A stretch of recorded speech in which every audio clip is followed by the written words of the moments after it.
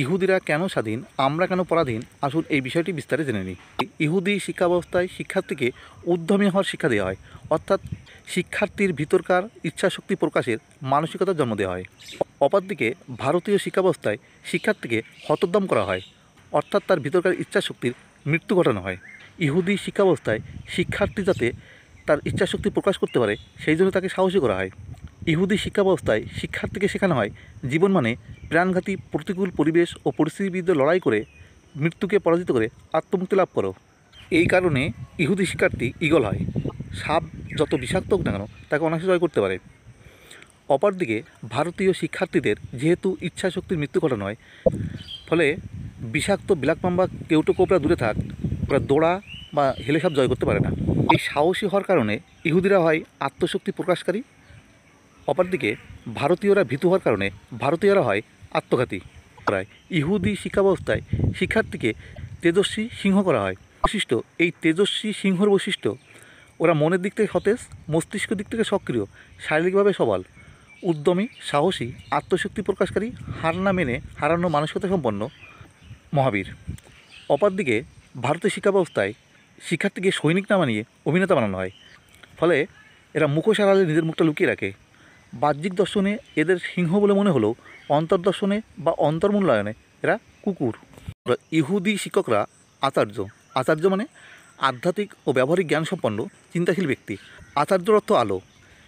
শিশু উদ্ভিদ যেমন সূর্যের আলো আস্তে আস্তে করে আপন আত্মশক্তি বহিঃপ্রকাশ করে শৈশবের অসহায় জীবন থেকে মুক্তি লাভ করে যৌবনে ফলবতী বৃক্ষ হয়ে নিজের পাশে অন্যকে বাঁচায়, একইভাবে ইহুদি শিক্ষার্থীরা আচার্য সূর্যের আলো আত্মস্থ করে শৈশবের অসহায় জীবন থেকে মুক্তি লাভ করে যৌবনে স্বাধীন ও স্বনির্ভর জীবনের অধিকারী হয়।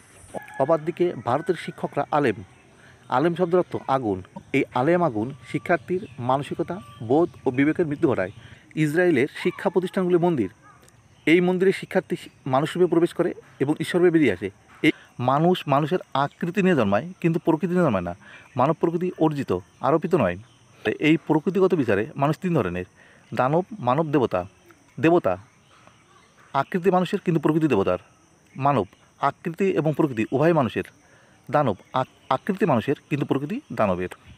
অপরদিকে ভারতের শিক্ষা প্রতিষ্ঠানগুলো মাদ্রাসা। এখানে শিক্ষার্থীরা মানুষরূপে প্রবেশ করে মোহাম্মদ ও মার্কস রূপে বেরিয়ে আসে। আমাদের শিক্ষা প্রতিষ্ঠানগুলো মাদ্রাসা। শিক্ষকরা আলেম, উলেমা, মৌলবী। আলেমকে আচার্যের স্বীকৃতি দেওয়ার অর্থ হলো নিজের জীবন আরোগ্য করা। আমাদের সমাজের প্রধান দুই শত্রু শিক্ষক এবং সাংবাদিক। সরকার মাস মাইনেতে শিক্ষক নামক এই সন্ত্রাসীগুলো পুষে রেখেছে মানব সম্পদগুলো হত্যা করার জন্য। ইসরায়েলের শিক্ষা প্রতিষ্ঠানগুলি গবেষণাগার। তো সারা পৃথিবীর সেরা কোম্পানির গবেষণাগারগুলো ইসরায়েলে অবস্থিত। এখানে প্রমাণ দেখানো হয়েছে, দেখে নিন। অপরদিকে ভারতের শিক্ষা প্রতিষ্ঠানগুলো গরুর গোয়াল। বিশ্বের সেরা কোম্পানিগুলো গবেষণাগার দূরে থাক, একটি শাখা কেন্দ্র খুলতে চায় না। ইসরায়েলের শিক্ষার্থীরা জীবন রক্ষাকারী ফলবতী বৃক্ষ, যে কারণে ক্ষুধার্তরা ইসরায়েলে ছুটে যায়। সেই ক্ষুধার্ত তালিকা বলে আমেরিকা, জাপান, দক্ষিণ Korea, Britain, France, Germany, Canada, Austria, Italy, এই প্রভৃতি দেশগুলো। অপরদিকে ভারতের শিক্ষা ব্যবস্থায় শিক্ষার্থীকে কাটা গাছে রূপান্তরিত করা হয়, ফলে কেউ আর ওই জ্ঞানের কাটায় রক্তাক্ত ক্ষতবিক্ষত হওয়ার জন্য ভারতে আসতে চায় না। ইহুদিরা আত্মসমালোচনাকে মানব ধর্ম হিসেবে বিবেচনা করে। এই কারণেই বিস্ময়ের অপার নাম ইহুদি। কৃষি, জল প্রযুক্তি, ছোট অস্ত্র নির্মাণে, গবাদি পশু পালনে সহ বহু ক্ষেত্রেই ওরাই পৃথিবীর পথপ্রদর্শক। অপরদিকে পরের সমালোচনা ভারতীয়দের মানব ধর্ম। ধর্মের সার শিক্ষক নিজেকে ধার্মিক দাবি করে অন্য সম্পর্কে নিন্দা করে। কসাই ডাক্তার নিজেকে মানবরক্ষক দাবি করে অন্য সম্পর্কে নিন্দা করে। কাজী বিচারক নিজেকে দেবতা দাবি করে অন্য সম্পর্কে নিন্দা করে। নটি নিজেকে দুর্গা দাবি করে দুর্গা নিন্দা করে। সর্বক্ষেত্রেই এইভাবে দেখা যায়। ইহুদিরা মৌলিক গ্রন্থ। ওরাই বিজ্ঞান এবং প্রযুক্তি উভয় ক্ষেত্রে ইহুদিরা ঈশ্বর। বিজ্ঞান এবং প্রযুক্তির ঈশ্বর ইহুদিরা। শুধু ইসরায়েল না, আমেরিকা, জাপান, দক্ষিণ Korea, Britain, France, Canada, Australia প্রভৃতি দেশের আপনি বিজ্ঞানের আলোচনা করলে ওদেরই বহু ক্ষেত্রে পথপ্রদর্শক দেখতে পাবেন। এই ভিডিওতে তার উদাহরণ দেওয়া আছে। অপরদিকে ভারতীয় শিক্ষা ব্যবস্থায় শিক্ষার্থীরা নোট বই হয়। মহাত্মা ইহুদিদের জীবনগ্রন্থ মহাভারত। প্রতিজন ইহুদি একটি করে মহাভারত মানে সন্ত্রাসের বিরুদ্ধে মানবতার লড়াই, অবশেষে মানবতার জয়। অপরদিকে মুসলমানদের জীবনগ্রন্থ কোরআন মানে মানবতার বিরুদ্ধে সন্ত্রাসী লড়াই। মুসলমানরা মাক্কি মুখোশের আড়ালে নিজেদের মাদানী মুখ লুকিয়ে রাখে। ভাওতা মুসলমানদের ধর্ম, প্রতারণা মুসলমানদের কর্ম। ভাওতাবাজকে ভক্তের এবং প্রতারককে প্রেমিকের স্বীকৃতি দেবেন না। আগুনকে আলোর স্বীকৃতি দিয়ে আত্মহত্যা করবেন না। ইহুদিরা মহাত্মা, এই মহাত্মা শব্দের অর্থ হচ্ছেন একাত্মতা। এই মহাত্মা শব্দের অর্থ হচ্ছে অভেদ। মানুষের সঙ্গে পশুর মূল পার্থক্য আমাদের শব্দটি। আমাদের শব্দটি বাংলায় কী হবে? আমি প্লাস তুমি প্লাস সে। একাত্মতা বলতে হলে তিনজনের মধ্যে কোনো দূরত্ব থাকবে না, তিনজন একই হবে। একাত্মতা শব্দটি এভাবে বুঝুন, আমাদের হাত, পা, চোখ, মাথা, কান প্রভৃতি অঙ্গগুলি যেমন মানবদেহের অভিন্ন অঙ্গ, একে অন্যের পরিপূরক, একে অন্যের সহযোগী, একে সহযোগিতা অন্য বেঁচে থাকে, এর ফলে মানবদেহ হয় সচল ও সক্রিয়। ঠিক একাত্মতা এভাবে ধরা হয়। একাত্মতা বিশ্বাস করা হয় একে অন্যের পরিপূরক, একে অন্যের সহযোগী। একাত্মতায় প্রতিযোগিতার শব্দটি মৃত্যু ঘটানো হয় এবং এখানে পরিপূরক শব্দটি ধরা হয়, অর্থাৎ একে অন্যের পরিপূরক, একে অন্যের সহযোগী, একে সহযোগিতা অন্য বেঁচে থাকবে। ইহুদিরা এই একাত্মতাবোধে উদ্বুদ্ধ জাতি। ইহুদিদের একাত্মতাবোধে উদ্বুদ্ধ করেন এবং একাত্মতার শিক্ষায় শিক্ষিত করেন মহাত্মা মহাপ্রাণ, ঈশ্বর প্রেরিত দূত, মানবতা সূর্য, পৃথিবীর সর্বকালে সর্বযুগে সর্বশ্রেষ্ঠ মানব ডেভিড বেন গুরিয়ন। এই একাত্মতাবোধটি এরকম, দেহ মন্দিরের আঘাত না হোক না কেন, মন্দিরস্থিত ঈশ্বরবাসী তার সঙ্গে একাত্মতা অনুভব করো। এখানে প্রতিযোগিতার শব্দটা মৃত্যু ঘটানো হয় এবং সহযোগিতার শব্দটাকে মুখ্য করা হয়। ইহুদিরা একাত্মতাবোধে উদ্বুদ্ধ, একাত্মতাবোধের শিক্ষায় শিক্ষিত। এরা পরস্পরের প্রতিযোগী নয়, এরা পরস্পরের সহযোগী। যে কারণে ইসরায়েল শিক্ষা, সভ্যতা, মানবতার স্বর্গরাজ্য। অপরদিকে আমাদের শিক্ষা ব্যবস্থায় মহাত্মা নয়, মোহাম্মদ বা মার্কসদের শিক্ষা দেওয়া হয়। মার্কস বলতে শুয়োর হয়ে চাষির ক্ষতি করে নিজেকে কৃষক বলে দাবি করো, পরগাছা হয়ে গাছের ক্ষতি করে নিজেকে জীবনদায়ী ফলবতী বৃক্ষরূপে দাবি করো। মোহাম্মদ বলতে নিজের বিকৃত রুচি দাসত্ব করতে অন্যকে বাধ্য করো এবং তার জীবন নারকে করে নিজের পৈশাচিক আনন্দে মত্ত থাকো। মোহাম্মদের অমুসলিম আসারা মুসলমানদের পোশাক কুকুর বানানোর জন্য ওরা শিক্ষাটাকে হাতিয়ার করে। ওদের বক্তব্য মুসলমানরা ডাক্তার হচ্ছে, ইঞ্জিনিয়ার হচ্ছে, নোবেল পাচ্ছে, তথাপি ওদের প্রতি মানুষের মানসিকতা প্রসন্ন নয় কেন? এই জন্তুরদম জানোয়ারদের শিক্ষার অস্ত্র দিয়ে বধ করি। এই মোহাম্মদের অমুসলিম বাচ্চাগুলো বিষাক্ত মানসিকতার পছন্দরা মস্তিষ্কের জড়বুদ্ধির জীবন্ত লাশ। শিক্ষা, সভ্যতা, মানবতা সব ক্ষেত্রেই ইহুদিদের জুতোবাদ যোগ্যতা নেই মুসলমানদের। আপনারা সবাই জানেন পৃথিবীর দ্বিতীয় বৃহত্তম জনগোষ্ঠী মুসলমান। মুসলমানের সংখ্যা 24.90%। অপরদিকে পৃথিবীতে ইহুদি জনসংখ্যা 0.2%। 0.2%। যে নোবেল ধরে এত জ্ঞান দেয় সেই নোবেলটাই ধরে মূল্যায়ন করে। সেই নোবেল যা বলা হবে সবটাই 2020 সাল পর্যন্ত ধরে নেবেন। 2020 সাল পর্যন্ত ইহুদিরা মোট নোবেল পেয়েছে 210টি। পদার্থবিদ্যা এই পৃথিবীর সবচেয়ে কঠিনতম বিষয়। পদার্থবিদ্যা রাজাধিরাজ ইহুদিরা, পদার্থবিদ্যায় সেরাদের সেরা ইহুদি আইনস্টাইন। 2020 সাল পর্যন্ত পদার্থবিদ্যায় ইহুদিরা নোবেল পেয়েছে 59টি। এ যাবৎকালে 2020 সাল পর্যন্ত মেয়েদের মোট নোবেলের সংখ্যা 58টি, অর্থাৎ সমগ্র মেয়েরা মিলে পেয়েছে মাত্র 58টি নোবেল। অপরদিকে ইহুদিরা শুধু পদার্থবিদ্যায় পেয়েছে 59টি। পদার্থবিদ্যায় একজন মাত্র মুসলিম নোবেল পেয়েছে, সে হচ্ছেন পাকিস্তানের মোহাম্মদ আবদাস সালাম। এই প্রাণী যদি পাকিস্তানে থাকতো জীবনে নোবেল পেত না। এই প্রাণীটি আমেরিকার সঙ্গে সংযোগের কারণেই এই নোবেলটা পেয়েছে, নাহলে পেত না। এই প্রাণীটি পাকিস্তানের মাটিতে থাকলে কোনোদিন নোবেল পেত না। আমেরিকার উর্বর জমিতে গিয়ে নোবেলটা পেয়েছে। আমেরিকার জমি তৈরি করেছে ইহুদি এবং খ্রিস্টানরা, মুসলমানরা সেই জমির ফসল। মুসলমানরা, হিন্দুরাও। 2020 সাল পর্যন্ত রসায়নে ইহুদিরা নোবেল পেয়েছে 36টি, অপরদিকে মুসলমানরা পেয়েছে মাত্র 2টি। এক্ষেত্রে একই কথা সত্য। 2020 সাল পর্যন্ত মাত্র 2জন মুসলমান রসায়নে নোবেল পেয়েছে, একজন মিশরীয়, একজন তুরস্কের। বলাই বাহুল্য এই 2জন মিশরীয় এবং তুরস্কের নয়, বলাই বাহুল্য এই 2জন আমেরিকার। মুসলমানরা আমেরিকায় গিয়ে নোবেল পায় আর সেই দেখে নাম হয়। যেমন এই 2জন কথা বললাম, যে 2জন রসায়নে নোবেল পেয়েছে এই 2জন প্রকৃততে আমেরিকার বিজ্ঞানী। ওরা যদি মিশর এবং তুরস্কে থাকতো তা জীবনে কোনো নোবেল পেত না। আর আমেরিকার জমিটা তৈরি করেছে ইহুদি এবং খ্রিস্টানরা। আপনারা অনেকেই জানেন না এই চিকিৎসা ব্যবস্থাটা দাঁড়িয়ে আছে ইহুদিদের পায়ের উপর ভর করে। শাস্ত্রে ইহুদিরা চিকিৎসা শাস্ত্রে নোবেল পেয়েছে 56টি, অপরদিকে মুসলমানরা 0। 2020 সাল পর্যন্ত ইহুদিরা অর্থনীতিতে নোবেল পেয়েছে 34টি, মুসলমান 0। 2020 সাল পর্যন্ত ইহুদিরা সাহিত্যে নোবেল পেয়েছে 16টি, মুসলমানের সংখ্যা 2। 2020 সাল পর্যন্ত ইহুদিরা শান্তিতে নোবেল পেয়েছে 9টি, মুসলমানের সংখ্যা 7। শান্তিতে নোবেল পুরস্কার নিয়ে কিছু কথা বলার আছে, সেটা বলছি। শান্তিতে নোবেল জয়ী মুসলমানদের কথা বলি। ইয়াসিন আরাফাত নামটি সবাই শুনেছেন কেন? মুসলিম চাটুকদার ভারতবর্ষে মুসলিম সন্ত্রাসীরা নবী স্বীকৃতি লাভ করে। এই সন্ত্রাসীকে নোবেল না দিয়ে মৃত্যুদণ্ড দেওয়া উচিত ছিল। এই সন্ত্রাসী মোহাম্মদ ইয়াসিন আরাফাতের সঙ্গে সে 2জন শান্তিতে নোবেল পেয়েছিলেন, একজন সিমন পেরেস এবং একজন আইজাক রবিন। মানব জাতির রক্ষার জন্য এদের অবদান কী এটা ভারতবাসীদের কাছে জিজ্ঞাসা করবেন না, এর উত্তরটা দিতে পারবে আমেরিকা, ব্রিটেন, জার্মানি, জাপান, দক্ষিণ Korea, France, Australia, Canada, Austria, Italy প্রভৃতি দেশ। এর পরের জন আনোয়ার সাদাত মানুষ হিসেবে কত মহান এবং তার রাজনৈতিক পাণ্ডিত্য কী এটা ভালো বুঝতে পারবে মোহাম্মদ এবং মার্সের বাচ্চাগুলো।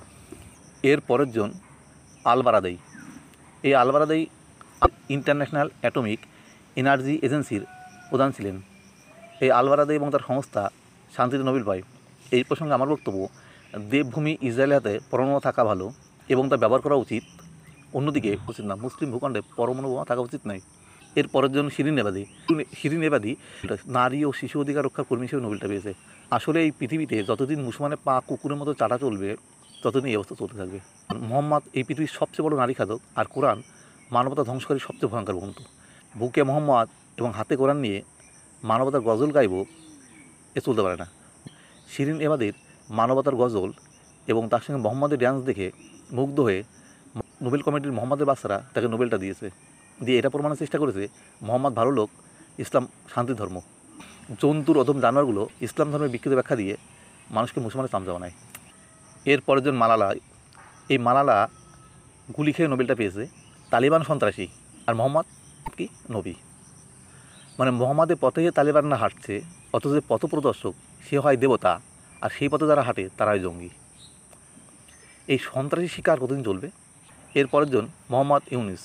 কিছু মানুষকে কখনো নোবেল দেয়, তাতে মনে হয় শুয়োরে খাটাতে থাকা কিছু শুয়োর এটা মনে হয় বিলি করে। এই প্রসঙ্গে ভারতীয় দুইজন বাঙালির কথা বলি। একজন মোহাম্মদ অমর্ত্য সেন, আরেকজন রবীন্দ্রনাথ হুজুর। এই দুই বাঙালিকে নোবেল দিয়ে নোবেল কমিটি কার্যত ভিক্ষা পেশাটাকে পবিত্র পেশায় স্বীকৃতি দিয়েছে, আর শিক্ষার মূলনীতিকে অস্বীকার করেছে। মানুষ পরিবর্তনশীল, মানব গ্রন্থ জটিল এবং রহস্যাবৃত্ত। আপনি কারোর দুটো কথা শুনে এবং দুটি ভালো কাজ দেখে তাকে গ্রহণ করতে যাবেন না। যদি গ্রহণ করেন তাহলে সেই গ্রহণ হবে আপনার আত্মঘাতী সিদ্ধান্ত। বলুন তো, একজন শিক্ষক আর একজন সন্ত্রাসী, এই দুজনের মধ্যে ভয়ঙ্কর কে? আপনি বললেন সন্ত্রাসী, আসলে আপনি মানব জীবনে মানেই বোঝেন না।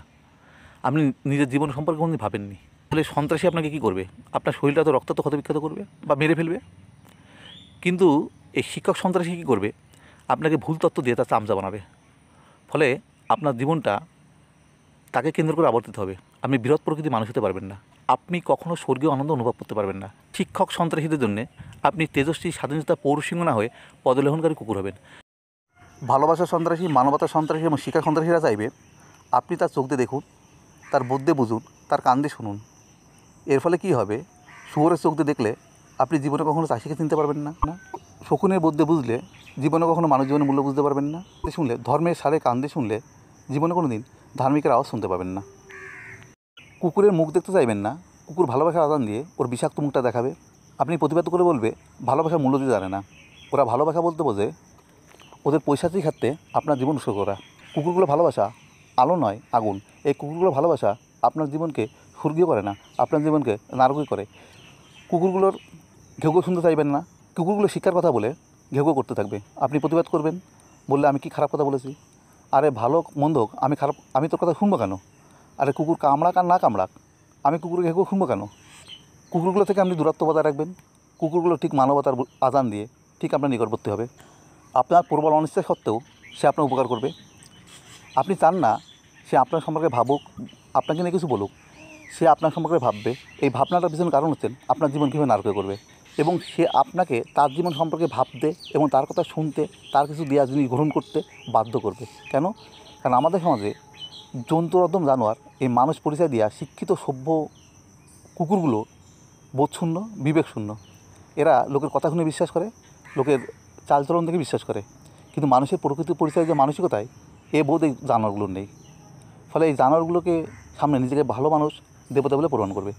আপনি জানেন ওই জানোয়ারটি আপনার ক্ষতি করবে, সুতরাং তার থেকে দূরত্ব বজায় রাখবেন। কিন্তু জানোয়ারটা ভালোবাসা, মানবতার কথা বলে ঠিক আপনার নিকটবর্তী আপনার উপকার করতে চাইবে। পিছন উদ্দেশ্য থাকবে আপনার ক্ষতি করা। প্রিয় দ্বিতীয় বোন, এই সমাজের কাছে আপনি প্রতিকার আশা করবেন না। কারণ এই সমাজে দানবের স্বর্গরাজ্য, মানুষ কিছু আছে আর দেবতা বিলুপ্ত প্রজাতি প্রাণী। এই সমাজে মোহাম্মদ মহাত্মার বিচারক, আগুন আলোর পথপ্রদর্শক, সন্ত্রাসী সভ্যের ভাগ্য লেখক। মরা কান্না, মায়া কান্না, স্যাবলামি, ফাজলামি, ইতরামি, নোংরামি করে ধর্ম, বর্ণ, লিঙ্গের সুশুরি দিয়ে অন্যকে তার পোষা কুকুর পরিণত করা এই সমাজের এই মানবরূপী দানবগুলোর প্রধান বৈশিষ্ট্য। এই দানবরূপী মানবগুলো এরা মাক্কি মুখোশের আড়ালে নিজের মাধ্যমিক প্রক্রিয়া রাখে।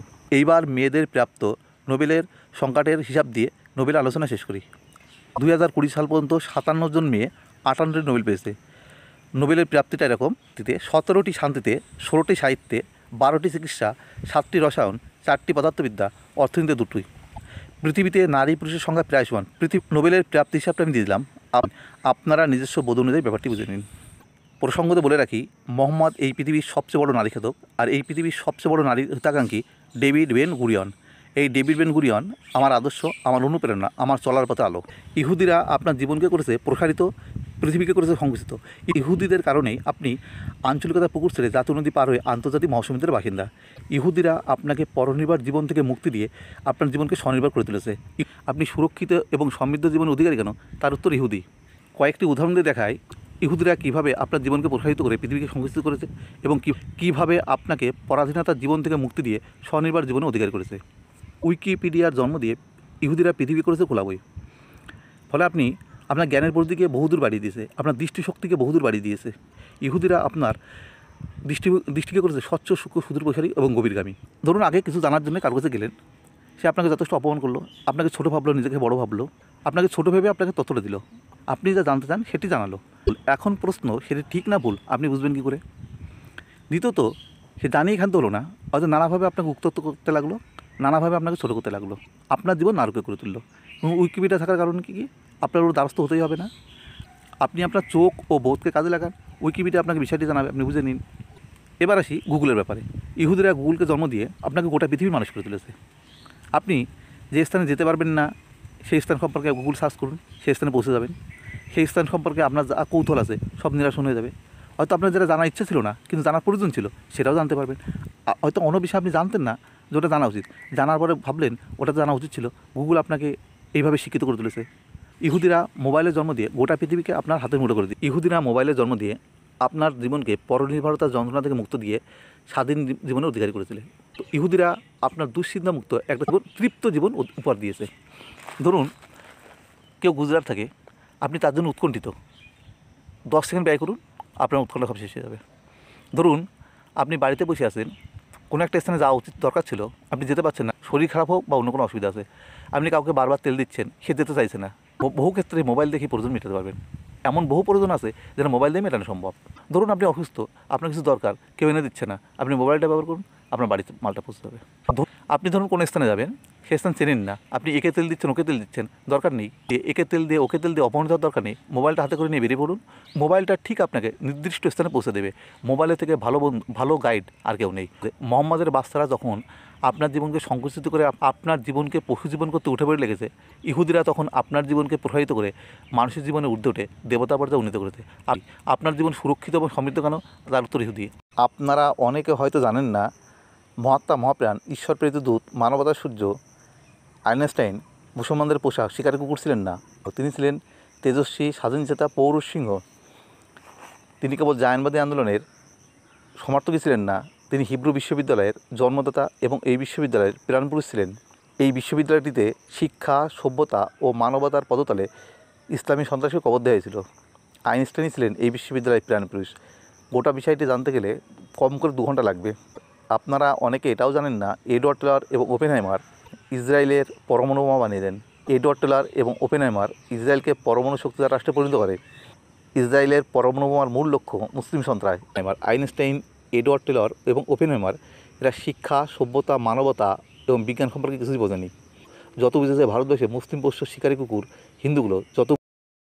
আপনি যদি সত্যি আত্মমুক্তি লাভ করতে চান, তাহলে অতি অবশ্য সমাজ শিক্ষক, সাংবাদিক বা আরও যে সমস্ত বুদ্ধিজীবী প্রাণীরা আছে তাদের থেকে নিজেকে মুক্ত করুন।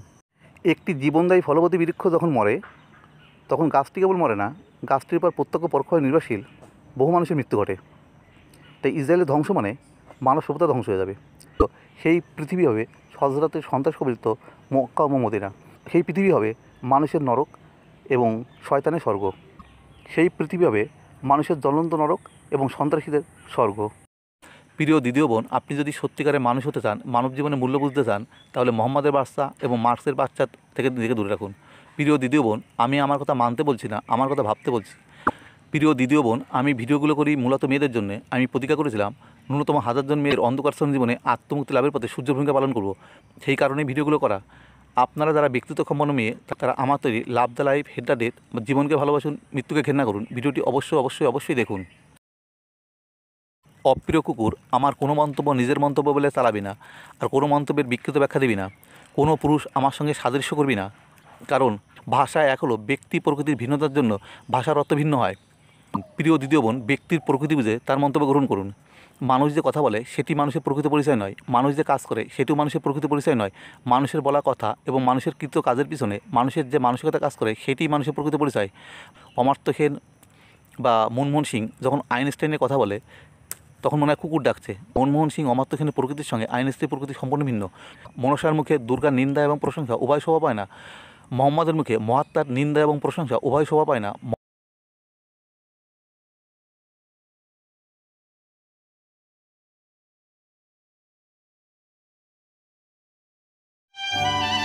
For ourselves and for our future generations.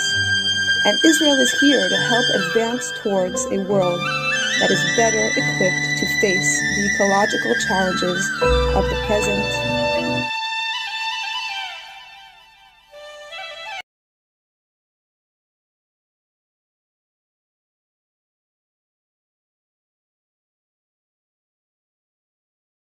প্রিয় দ্বিতীয় বোন, আমি যখন বিয়ে পড়ি তখন আমার জীবনে কিছু ব্যক্তিত্ব সম্পন্ন মেয়ে আসে। এদেরই কারণে আমার জীবন পরিবর্তন হয়। এদের কারণের জন্যেই আমার সংকুচিত জীবন প্রসারিত হয়। আমি বুঝতে পেরেছিলাম আমাদের সমাজটা দানবে ভরা। আমি প্রতিজ্ঞা করেছিলাম জীবনে কোনোদিন বিয়ে করব না, আর ন্যূনতম 1000 জন্মের অন্ধকারচ্ছন্ন নারকের জীবনে আত্মমুক্তির পথে সূর্যের ভূমিকা পালন করব। আমৃত্যু সেই চেষ্টা বজায় থাকবে।